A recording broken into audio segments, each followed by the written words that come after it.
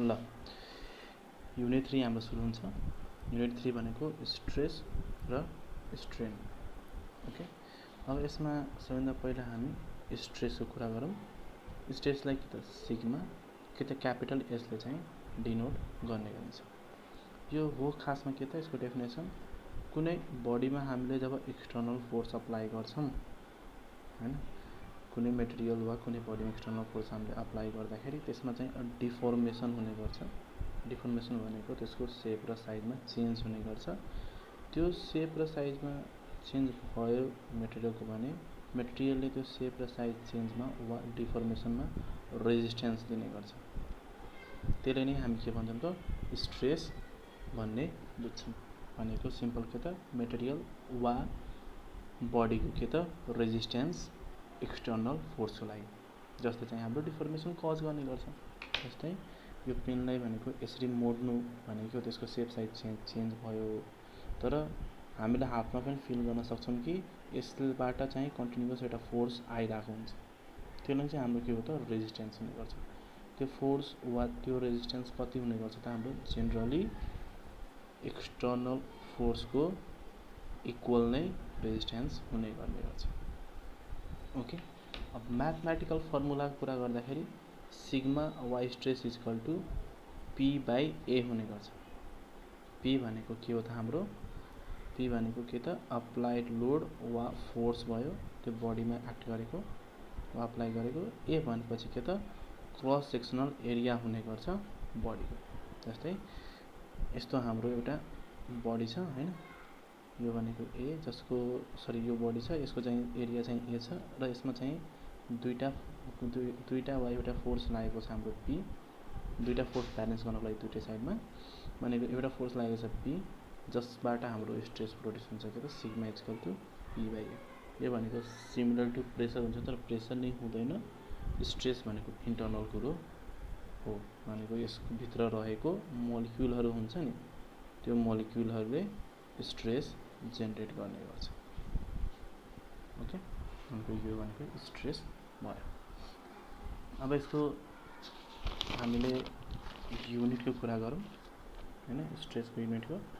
Obviously sigma equal to कति छ त हाम्रो पी बाई ए। पी भनेको के हो त हाम्रो फोर्स वा लोड भयो, जसको युनिट के हुन्छ त न्युटन। ए भनेको के त एरिया, जसको युनिट के हुन्छ त मिटर स्क्वायर। ओभरअल यसलाई चाहिँ के त न्युटन पर मिटर स्क्वायर वा यसलाई 1 पास्कल वा 1 पिए पनि भन्ने गरिन्छ। ओके, अब 10⁻⁶ न्युटन पर मिटर स्क्वायर छ भने यसलाई 10⁻⁶ पास्कल पनि भन्ने गरिन्छ, वा यसलाई 1 एमपिए भनेको के त मेगा पास्कल पनि भन्ने गरिन्छ। यसलाई अर्कोमा भनेको 1 न्युटन पर एमएम स्क्वायरमा पनि युज गर्न मिल्छ। भनेको यो र यो दुईटा युनिट भनेको पपुलर युनिट हो। त्यसपछि अर्को आउँछ हाम्रो 10⁹ छ भने त्यो चाहिँ के हो त हाम्रो 10⁹ पास्कल भयो। त्यसले चाहिँ 10⁹ हुने भनेको त्यो गिगामा जाने गर्छ, त्यही भएर 1 गिगा पास्कल भयो वा 1 किलो न्युटन पर एमएम स्क्वायर। ओके, यो भनेको हाम्रो स्ट्रेस भयो। स्ट्रेसलाई अर्को डेफिनेसन पनि दिन सकिन्छ के त रेजिस्टिङ फोर्स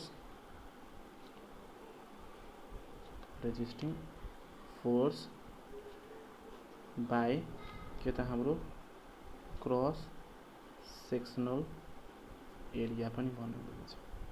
ओके, डेफिनेसन उस्तै रहन्छ। रेजिस्टिङ भनेपछि के त मेटेरियलले रेजिस्ट गरेको फोर्स वा एक्सटर्नल अप्लाई भएको फोर्स। क्रस सेक्सनल एरिया भनेपछि जुन एरियामा अप्लाई भएको हुन्छ त्यसको एरिया भन्ने हुन्छ। वा क्रस सेक्सनको लागि यस्तो बुझौँ, भनेको हाम्रो यस्तो कुनै बडी छ, 3 डाइमेन्सनल फिगर हेरौँ राइट। अब यहाँबाट पनि फोर्स अप्लाई भयो, यताबाट पनि के त हाम्रो एउटा फोर्स अप्लाई भयो, भनेको यो जुन एरिया हुन्छ नि यो एरिया भनेको हाम्रो के त क्रस सेक्सन एरिया हुन्छ। ओके, ल यो भनेको हाम्रो के भयो त स्ट्रेस। अब आउँछ हाम्रो त स्ट्रेन। स्ट्रेनलाई एप्सिलोन साइनले जनाउने गरिन्छ हैन, ठ्याक्क यस्तो एप्सिलोन पनि भन्ने बुझिन्छ यसलाई। ओके, ल यो भनेको के हो त deformation per unit length. Okay deformation per unit length deformation भनेको के हो त सिम्पल चेन्ज इन लेन्थ भन्ने बुझ्छौँ वा change in shape size per unit length भनेको अब हाम्रो उसबाट क्लियर हुन्छ म्याथमेटिकल एक्सप्रेसनबाट जस्तै अघि जस्तै हाम्रो एउटा यहाँदेखि यहाँसम्म एउटा बडी छ जसमा हामीले पी भन्ने फोर्स अप्लाई गरेर त्यसले तन्काएर यहाँसम्म ल्याइदियो भनेको सुरुको लेन्थ चाहिँ कति थियो त यहाँदेखि यहाँसम्म एल थियो यसलाई इनिसियल लेन्थ वा ओरिजिनल लेन्थ भन्न मिल्छ तर फोर्स अप्लाई गरेर त्यसको लेन्थ इन्क्रिज भएर के भयो त टिएफ भएर पुग्यो भनेको यहाँसम्मको लेन्थ अनि एप्सिलोन जुन छ वा स्ट्रेन भनेपछि के हो त हाम्रो सिम्पल के त एलएफ माइनस एल भनेपछि कतिले चेन्ज भयो त यो जुन ठाउँ छ त्यो चाहिँ हाम्रो के भन्छ डेल एल भन्ने बुझ्छौँ वा जतिले चेन्ज भयो त्यो बाई सिम्पल के त हाम्रो ओरिजिनल लेन्थ भनेको यो जुन साइन छ यसलाई चाहिँ हामी के भन्छौँ त डिफर्मेसन भन्ने बुझ्छौँ यसलाई चाहिँ के त डिफर्मेसन भन्न मिल्छ वा यसलाई चाहिँ के त चेन्ज इन लेन्थ यल भनेको हाम्रो ओरिजिनल लेन्थ एलएफ भनेको हाम्रो फाइनल लेन्थ यो भनेको के भयो त हाम्रो स्ट्रेन भयो अब यसको युनिटको कुरा गर्दाखेरि यो युनिटलेस क्वान्टिटी हुन्छ किन भन्दाखेरि हामीलाई थाहा छ यो डेल एल बाई एल हुने गर्छ स्ट्रेनको फर्मुला डेल एल भनेको युनिट के हुन्छ त मिटरमा एलको युनिट के त मिटरमा मिटर क्यान्सल भयो त्यही भएर हाम्रो के त यो युनिटलेस क्वान्टिटी हुने गर्ने गर्छ ओके त्यसपछि आउँछ हाम्रो अर्को एउटा टर्म छ इलास्टिक लिमिट भन्ने इलास्टिक लिमिट भनेको नि पहिला पनि हामीले पढेको हो त के हुन्छ त कि त प्लास्टिक डिफर्मेसन हुन्छ कि त इलास्टिक डिफर्मेसन दुईटा प्रकारको डिफर्मेसन हुन्छ इलास्टिक डिफर्मेसन वा टेम्पोररी डिफर्मेसन भनेको नि हामीले जस्तै यो पेनमा फोर्स अप्लाई गरिदिउँ फोर्स रिमुभ गरे फेरि आफ्नो सेप साइज रिगेन गर्यो यो भनेको त इलास्टिक जस्तो भयो भनेपछि फोर्स लाउँदाखेरिसम्म तन्क्यो वा सेप साइज चेन्ज भयो फोर्स रिमुभ गर्ने बित्तिकै के हो त आफ्नो सेप साइज गेन गर्यो यो लाइफ के भनिन्छ त इलास्टिक बिहेभियर भनिन्छ र अर्को भनेको के हो त अब धेरै नै फोर्स अप्लाई गरिदियो भने जस्तो यो पेनको क्यापमा यो धेरै नै फोर्स लगाएर यसरी मोड दियो भने के भयो त यो पुरै अलिक बाङ्गो हुने गर्छ यो पहिला सिधा थियो अहिले चाहिँ यहाँ के त अलिक बाङ्गो भयो यो के हो त हाम्रो प्लास्टिक बिहेभियर भन्ने बुझ्छौँ हेर है वा प्लास्टिक डिफर्मेसन वा पर्मानेन्ट डिफर्मेसन पनि भन्ने बुझिन्छ अब हेर ठ्याक्क भनेको कुनै मेटेरियल छ हैन जस्तै यो मेटेरियल छ भने यसमा यो जुन हाम्रो फोर्स लोड वा स्ट्रेसको लिमिट हुन्छ त्यो लिमिट भन्दा भनेको जस्तै यसकोलाई चाहिँ लिमिट छ 200 पास्कल भयो यसको लागि सपोज लिमिट भयो अब यो 200 लिमिट भन्दा कममा हामीले स्ट्रेस अप्लाई गर्यौं भने 200 लिमिट भन्दा कम नै छ हाम्रो स्ट्रेस भनेको हाम्रो 200 लिमिट भन्दा कम नै छ सिग्मा लेस देन चाहिँ कति छ 200 पास्कल भन्दा कम छ भने त्यतिखेर चाहिँ के त इलास्टिक बिहेभियर देखायो र 200 स्ट्रेस भन्दा हाम्रो बडी हुने बित्तिकै हैन 200 स्ट्रेस भन्दा हाम्रो बडी हुने बित्तिकै के हुन्छ प्लास्टिक डिफर्मेसन सुरु हुन थाल्छ त्यही भएर यो 200 पास्कललाई नै के भनिन्छ त इलास्टिक लिमिट भन्ने बुझिन्छ भनेको यो 200 पास्कल सम्म हामीले फोर्स वा स्ट्रेस अप्लाई गरेमा मेटेरियलमा के त इलास्टिक डिफर्मेसन आउँछ र फोर्स रिमुभ गर्ने बित्तिकै त्यो के त हाम्रो पहिलाको सेप साइज रिगेन गर्छ त्यही भएर यसको डेफिनेसन के हुन्छ त maximum stress that a material can withstand before permanent deformation भनेको पर्मानेन्ट डिफर्मेसन हुनुभन्दा पहिला वा प्लास्टिक डिफर्मेसन हुनुभन्दा पहिला मेटेरियलले म्याक्सिमम जति स्ट्रेस सहन सक्छ त्यो चाहिँ हाम्रो के हो त इलास्टिक लिमिट त्यसलाई भन्छौँ ओके यो भनेको के त टिपिकल स्ट्रेन्थ भयो भनेको यो स्ट्रेन्थ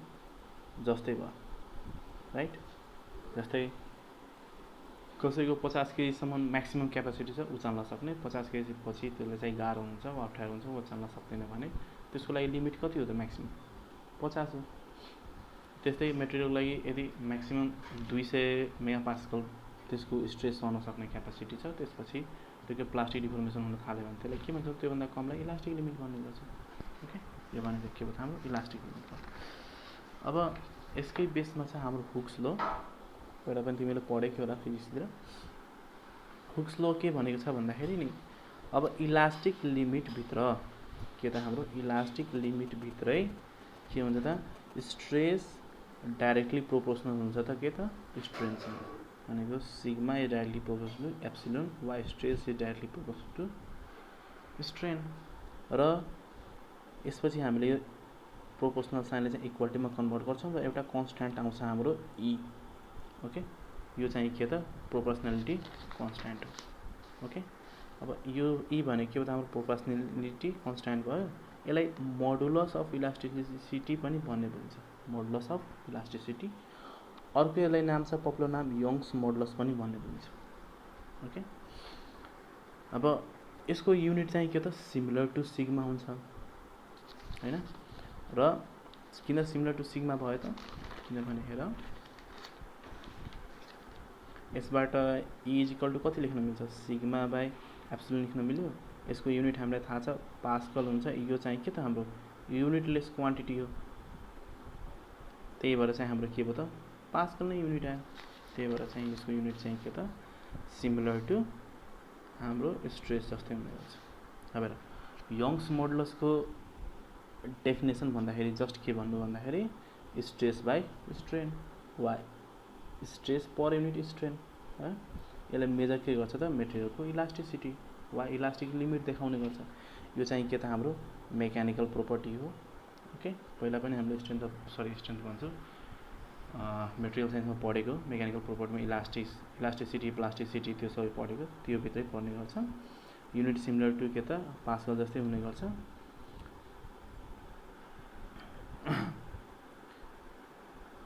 अब अहिलेकै कुरा यसले के देखाउँछ जस्ट इलास्टिक बिहेभियर देखाउने गर्छ भनेको यसको मेटेरियलको स्ट्रेस विथ स्ट्यान्ड गर्ने सक्ने क्यापेसिटी देखाउँछ वा कतिसम्म त्यसले लेन्थमा चेन्ज गर्छ त्यो देखाउने गर्छ।